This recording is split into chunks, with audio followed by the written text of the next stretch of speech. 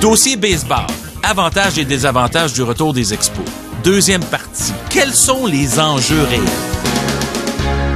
Alors, joyeuses fêtes et bienvenue à tous. Ici Will Lalonde et voici mon podcast quotidien sur la business du sport, offrant une perspective sur les enjeux dans le sport. Je suis en compagnie de Derek Aucoin pour la deuxième partie de notre discussion objective et profonde sur le retour du baseball à Montréal. Derek est un ancien joueur des Expos, analyste du baseball pour TVA Sport et aussi animateur à Bonsoir les sportifs à Cogeco, également très impliqué dans plusieurs causes communautaires et sportives au Québec. Salut Derek! Salut Ray!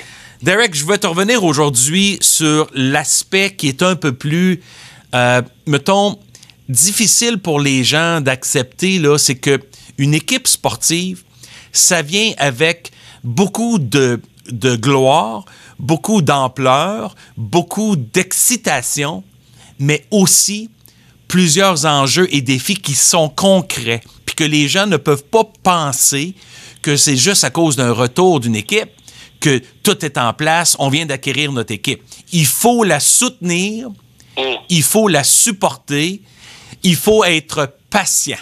Alors, quelques points que je veux aborder avec toi pour t'entendre. Premièrement, là, si on regarde de façon concrète, on sait qu'on a parlé de la force de M. Garber puis M. Bronfman, puis qui ont beaucoup d'argent, puis leurs partenaires investisseurs, ben ils sont prêts à payer, puis à date, tout ce qu'on entend, ça serait une facture qui serait assumée par le privé. Ah, ça, c'est les bonnes choses à entendre.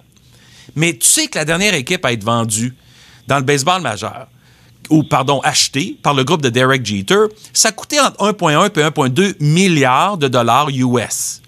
Puis tu sais que les derniers projets de stade, celui qui avait été présenté à Tampa, à Ybor City, qui est tombé à l'eau récemment, peu importe, c'est un stade d'une 30aine de mille spectateurs, mais une facture de 900 millions de dollars. Encore une fois, tout est relatif. On peut bâtir un stade pour 500-600 millions. On peut bâtir aussi un stade pour 1,5 milliard. Ça dépend des aspirations, ça dépend du propriétaire de l'équipe. Mais il y a une chose qui est claire. Quand je fais le calcul du prix d'une concession, qu'elle soit relocalisée ou qu'elle soit en expansion, du prix d'un stade neuf au centre de la ville, du coût de départ, le lancement, avec une masse salariale moyenne, tu pourrais mettre comme 100 millions, 125 millions de dollars US. Et ce que ça implique comme infrastructure pour un centre d'entraînement à West Palm Beach en Floride ou en Floride, peu importe où, et tout ce que ça implique. On est dans un rayonnement là, autour de 2 à 2,5 milliards de dollars. Alors, c'est très élevé. Est-ce qu'on est prêt pour ça, selon toi, Derek? Ben, moi, j'ai pas ça personnellement, Ray. Mais quand tu parlais de Derek Jeter puis le coût d'acquisition des Marlins, qui est une équipe un peu en reconstruction, on essaie de repartir cette concession-là. Il y a une chose que tu sais, Ray, puis je sais que tu suis beaucoup les rapports de Forbes et les valeurs des concessions puis tout ça, mais les concessions du baseball majeur des 10 dernières années, des 15 dernières années, n'ont pas perdu de valeur.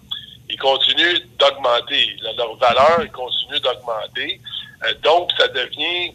Je t'entends dans le prix de départ, mais c'est pas une proposition qui est perdante pour ceux qui sont impliqués.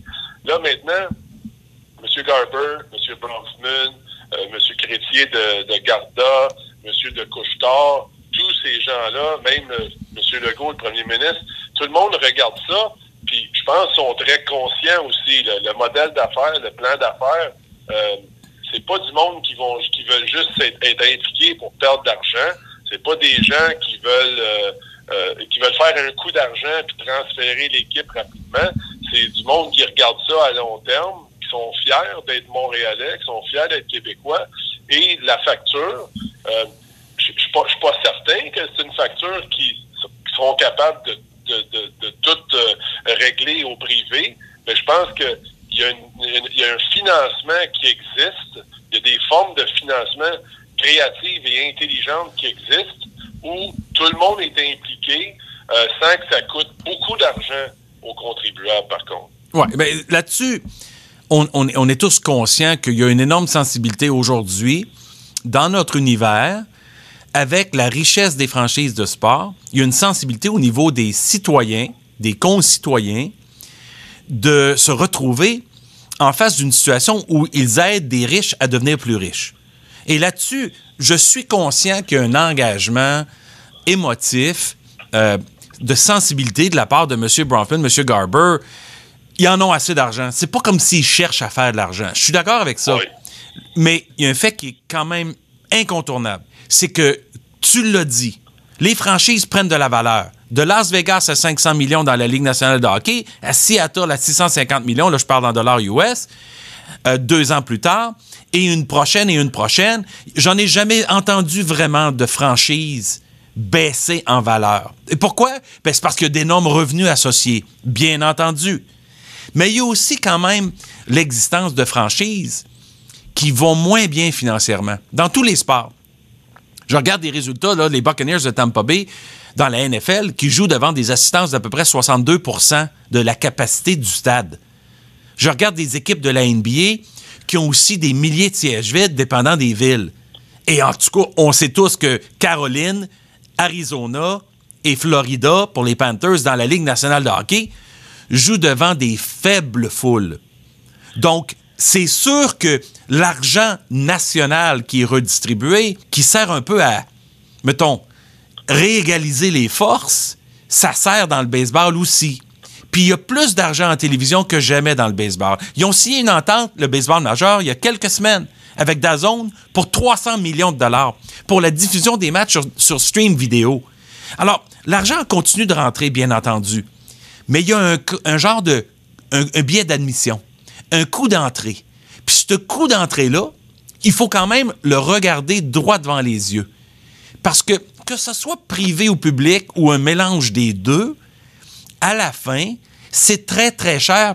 Et en plus, c'est très, très cher pour quelque chose qu'on avait déjà. Alors, je veux pas retourner dans le temps, là, mais je veux juste qu'on ne perde pas de vue là, que acheter une équipe, quelle que soit la formule d'achat, d'acquisition, c'est une facture énorme pour tout le monde. Et s'il y a des gens qui sont prêts à mettre leur propre argent, tant mieux. Ça devient plus du divertissement pour nous. Mais il va falloir qu'on supporte cette équipe-là sans aucun doute. Absolument.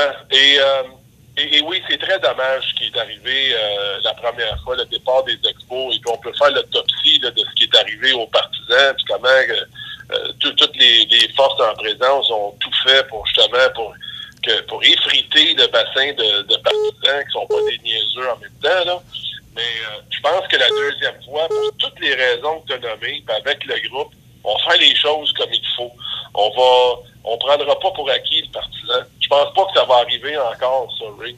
Et je pense pas non plus qu'on va je pense pas que le prix du billet dans un petit stade au centre-ville, je pense pas qu'on va écœurer le partisan avec des matchs contre justement les Royals de Kansas City ou une équipe de plus ou moins populaire avec des billets de style premium. Puis je pense pas que c'est ça qu'on va faire. C'est pas le même que je vois, moi, les Expos 2.0. Je vois pas ça comme un money grab. Je vois pas ça comme une opportunité de prendre pour acquis un bassin de partisans. Je vois une opportunité de faire quelque chose de bien pour la ville, de ramener ce sport-là. Et puis, ils sont à l'écoute, là. Je pense que les billets à 20 $, des bons billets à 20 $, ils vont exister. Je pense que la famille moyenne va pouvoir aller à des matchs de baseball. Puis, tu sais, à 200 $, ils peuvent être une famille de 4 ou 5 avec des hot dogs, avec des consommations, avec des souvenirs, avec des bonbons. Ça sera pas comme au Centre Bell, que c'est pas mal plus cher que ça. Je pense que ça va être plus abordable. Je pense que ça va être plus... on va viser plus une clientèle de famille, de jeunes familles. Ça va être différent. C'est un peu Je pense qu'on a appris de la première fois. Oui, puis c'est un peu la définition même du baseball, dans le sens que le baseball est un sport convivial, un sport de famille, un sport que tu vas te détendre et socialiser parce que chaque lancer ne compte pas toujours. Donc, tu as le temps au cours d'un match de baseball. Ça, c'est un avantage définitif. Et c'est sûr qu'il faut que ça soit abordable pour que les gens répondent à l'appel. Mais je te rappelle que la saison de baseball à domicile dure 81 matchs. Et 81 matchs qui sont étendus ou étalonnés entre le mois d'avril et la fin septembre. Alors, avril, mai, juin, juillet, août, septembre, c'est 6 mois prend 30 jours, c'est 180 jours. Tu as 81 matchs sur 180 jours. C'est assez intense. Évidemment, il y a 80 autres matchs à jouer sur la route, bien sûr. Mais ce que je veux dire par là, c'est que il va falloir qu'on soit conscient, encore une fois, du fait que tu peux pas juste te présenter au nombre de 40 000, pardon, ou 32 000 ou 35 000 lorsque les Yankees ou les Red Sox viennent en ville, puis là, déserter puis abandonner le lendemain quand il y a une autre série de matchs qui commence contre les Pirates de Pittsburgh puis se présenter au nombre de 7 000. Alors, malgré tous les revenus disponibles dans le baseball, il y a quand même une exigence au terme d'une saison pour les consommateurs de se présenter et d'acheter des billets. Et ça reste à prouver, selon moi, qu'on est capable d'être au rendez-vous pour toute une saison. Je te l'enlève pas, c'est un excellent point, c'est un argument qui est valable, mais encore là, quand je regarde l'engouement pour le baseball, l'intention des gens d'acheter des billets, les gens qui aiment ça, que ce soit, on va aller voir un match ou deux par année à 10, à 20, ou bien non, même au billet de saison, des gens qui vont être là à tous les matchs, il y a un grand nombre de personnes d'intéressés. Donc, si les accès sont faciles dans le nouveau stade, si c'est convivial, si ça, les transports en commun, toutes ces choses-là, ils rendent ça facile, l'accès facile, j'ai aucun autre... Tu sais, les expos, tu t'en souviens, là, ils ont déjà attiré plus de 2 millions de partisans. Ça a déjà été l'équipe dans le baseball majeur qui attirait le plus de personnes. Ouais. Fait que, tu sais, ces gens-là, il y a encore cet amour pour le baseball. Ouais. Là. Mais là-dessus... Je suis convaincu. Oui, Derek, là-dessus, oui, mais je pense que, tu sais, toi puis moi, il faut qu'on se rappelle aussi qu'on vit dans un autre temps, avec une autre génération de jeunes consommateurs qui ont moins de patience, qui ont moins de temps. L'argent et le temps discrétionnaire des gens dans une vie extrêmement remplie fait en sorte qu'on doit faire des choix. Et ces choix-là, des fois, sont des choix réduits ou segmentés. Et c'est pour ça que le fait aussi que les matchs de baseball sont longs, à plus de 3 heures en moyenne, et que le baseball en tant que tel, comme j'ai dit, c'est un sport qu'on regarde un peu plus en relaxant, bien, ça, c'est peut-être pas nécessairement en synergie avec le jeune consommateur d'aujourd'hui. Mais Ray, tu sais que ce que tu avances là, le baseball majeur est très conscient de ça aussi. Absolument. Parce que tu sais que toutes les stratégies qu'on essaie d'implanter, c'est pour accélérer le match, c'est pour réduire les temps d'arrêt, les changements de lanceurs, les rencontres au monticule. Fait que je pense que le baseball majeur est sensible à ça. Puis moi, qui est un passionné de baseball, je vais t'avouer, Ray, que le 4e changement de lanceur, là, je commence à en avoir assez aussi. Fait que, tu sais, c'est certain qu'il y a des... est-ce qu'on est en voie de voir des mécanismes pour peut-être accélérer ça? Parce que une des beautés du baseball, c'est qu'il n'y a jamais eu d'horloge. Il n'y en a pas d'horloge. C'est une des beautés du baseball, sauf qu'en même temps, tu ne peux pas avoir des matchs de 4 heures puis de 5 heures pour un professionnel, pour un jeune, pour quelqu'un qui s'intéresse au baseball. C'est trop long. C'est dur à vendre. Donc, c'est dur à vendre, oui. Alors, je pense que le baseball majeur, c'est un excellent point que tu amènes. Je pense qu'on cherche des mécanismes pour mettre en place, pour garder ça sous la barre des 3 heures. Mais tu sais, t'as un peu la dualité ici du fait que c'est timeless, du fait qu'il n'y en a pas de cadran au fait où on peut quand même sortir d'ici en 2h30. Là. Je comprends. Mais tu sais, l'autre chose là-dedans qui m'inquiète, encore une fois, je veux te dire mes opinions de façon très objective.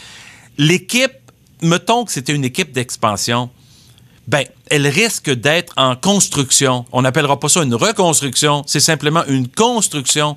On bâtit une équipe avec du talent qu'on doit développer. Les Expos avaient toujours les meilleures filiales du baseball.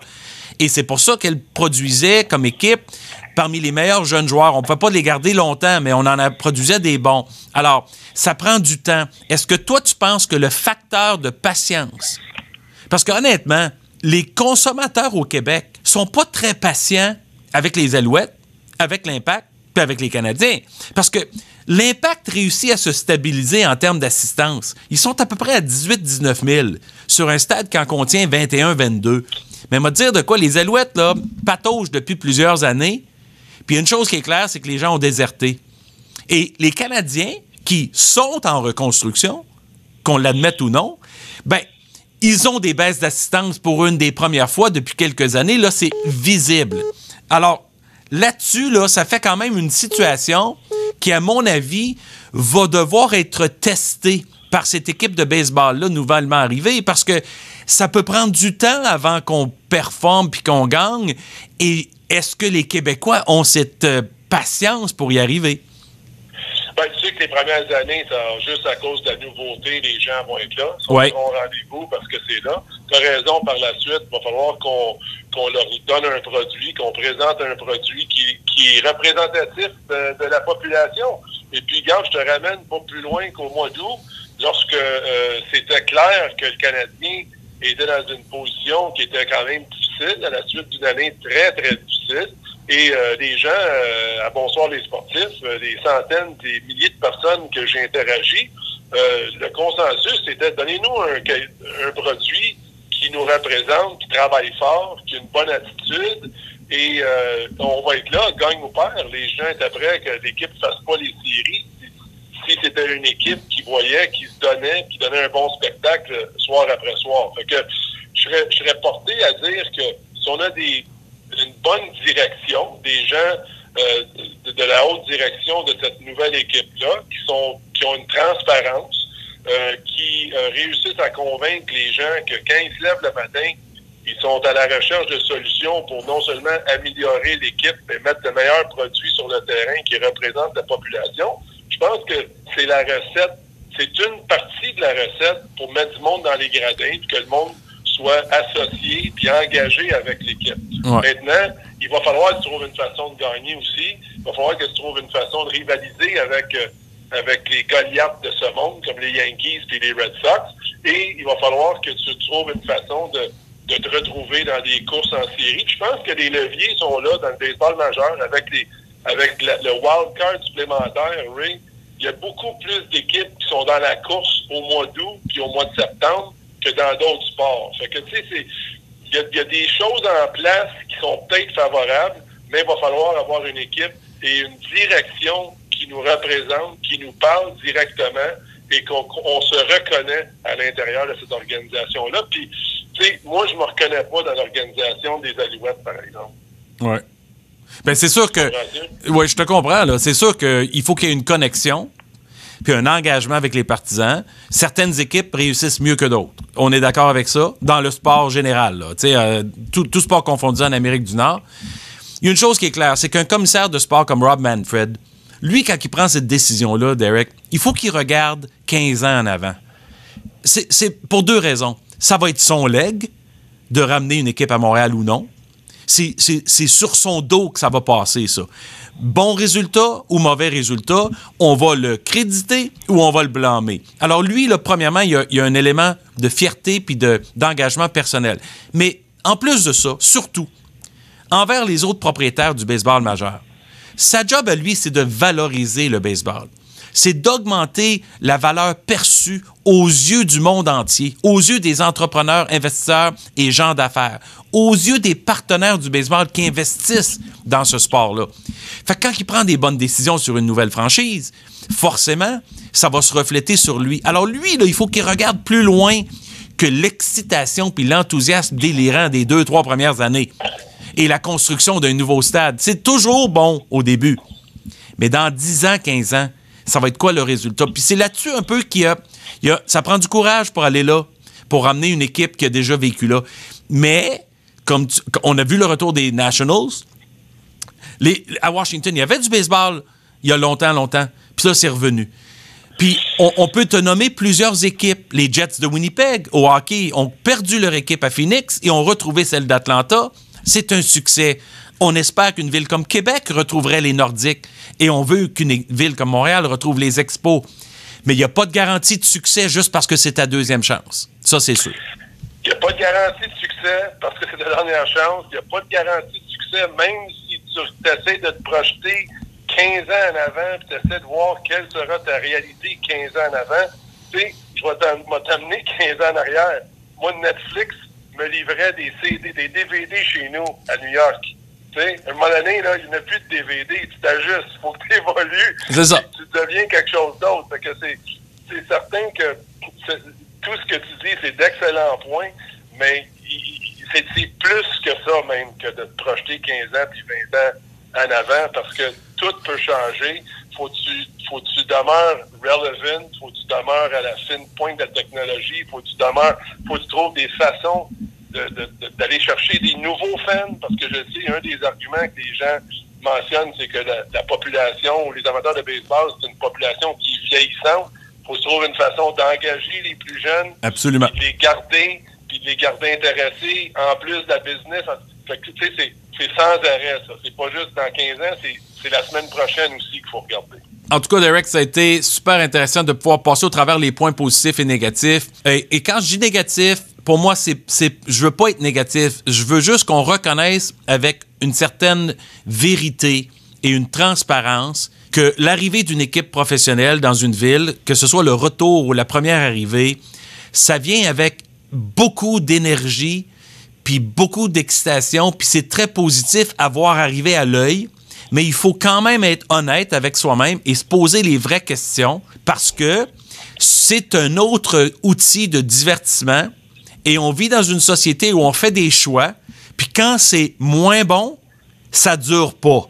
Alors, il faut quand même se poser des questions, surtout quand on parle de milliards de dollars, et c'est une industrie de milliards de dollars, et j'espère que ça va se produire personnellement, et j'espère que les gens au Québec et ailleurs vont soutenir ce projet-là, parce que ça peut pas réussir si les gens s'engagent pas à y être du début à la fin. Alors, Derek, merci d'avoir été là. Je te souhaite de joyeuses fêtes pour la continuité. Vous étiez à l'écoute de Focus. Suivez-moi sur Twitter @RealRayLalonde. Partagez le podcast avec vos amis et collègues sur SoundCloud, YouTube. Encore une fois, au nom de Derek Aucoin, ici Ray Lalonde. À très bientôt.